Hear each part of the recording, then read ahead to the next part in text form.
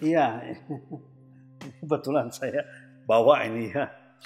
Ini permen ya, Peraturan Menteri Pendidikan, Kebudayaan, Riset dan Teknologi RI nomor 30 tahun 2021 tentang pencegahan dan penanganan kekerasan seksual di lingkungan perguruan tinggi. Ya, seolah-olah Permendikbud ini benar gitu ya, seolah-olah kelihatannya bagus menjaga ya kekerasan seksual supaya tidak terjadi di lingkungan para mahasiswa. Tetapi di sini ada jarum-jarum ya yang sangat berbahaya. Ada racun-racun yang luar biasa dimasukkan di dalam diktum-diktum ini yang ujungnya melegalkan apa? Perzinahan. Melegalkan hubungan seksual laki-laki dengan perempuan, mahasiswa-mahasiswi tanpa pernikahan alias perzinahan. Ya, ini jelas sekali ya. Jadi yang dilarang itu kekerasan seksual yang dipaksakan, yang tidak dilakukan suka sama suka. Tapi ketika dilakukan suka sama suka, maka dibolehkan. Dan ini diktumnya jelas, ya, isinya jelas itu. Karena itu maka saya berharap ini segera dicabut.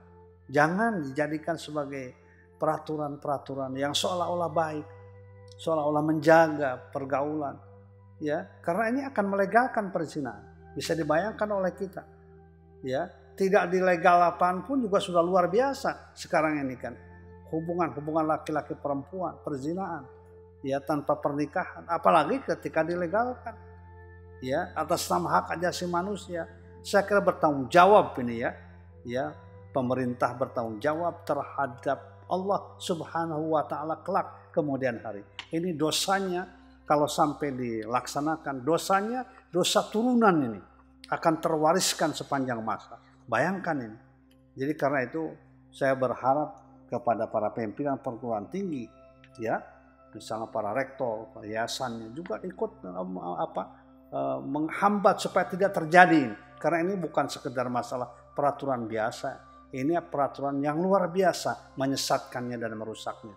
Ya, saya coba ya, misalnya di sini, ya, kekerasan seksual sebagaimana dimaksud pada ayat 1 meliputi yang B-nya itu memperlihatkan alat kelaminnya dengan sengaja tanpa persetujuan korban.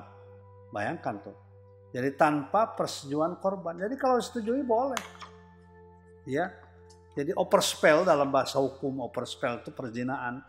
Itu adalah dikatakan zina apabila ada paksaan satu dengan yang lain.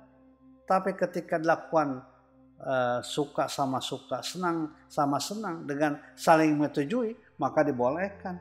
Ya. Coba ini seperti contoh lagi ya. Ya.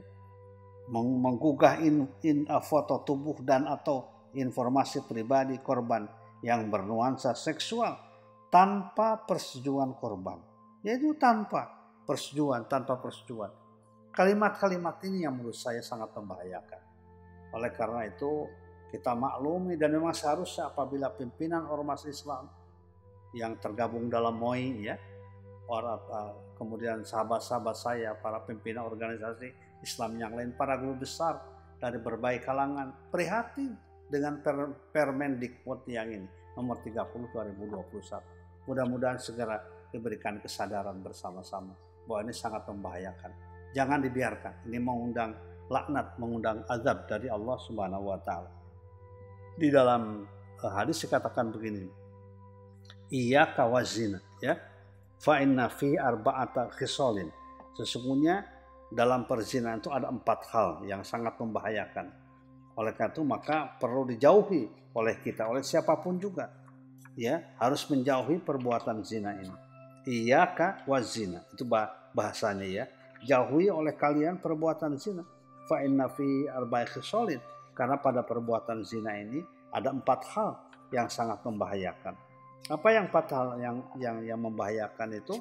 Yang pertama adalah hilangnya kegembiraan dalam wajah. Jadi wajah itu akan nampak seperti orang yang punya masalah, ya, selalu bingung dalam kehidupan. Jadi tidak pernah cerah wajahnya, tidak mengundang wajah yang mengundang rahmat dan pertolongan kasih sayang Allah Subhanahu wa taala. Ya. Kemudian juga dikatakan di sini adalah ya yuthibul bahaa anil wajhi. Ya, akan menghilangkan keceriaan dalam wajah. Yang kedua, wayaqta'ur rizqa, akan memutuskan rezeki. Bayangkan orang akan menjadi fakir, menjadi miskin ya ketika orang berzina. Yaqta'ur rizqa. Jadi enggak ada istilah untuk menambah rezeki, itu tidak ada. Wa yusqitur rahman, dan mengundang kebencian Allah. Kemudian wa yujibul khuluda finnar, dan mewajibkan kekal di dalam neraka. Ini adalah hadis riwayat Imam Tabrani ya, yang menjelaskan tentang bahayanya dari perzinahan itu. Karena itu maka segala bentuk peraturan yang mendorong ke sana harus segera dicabut demi penyelamatan masa depan anak-anak kita, anak-anak yang kita cintai, agar mereka menjadi generasi yang unggul, bertakwa, yang cerdas ya, yang mampu membangun bangsa dan negara yang kita cintai ini di masa akan datang.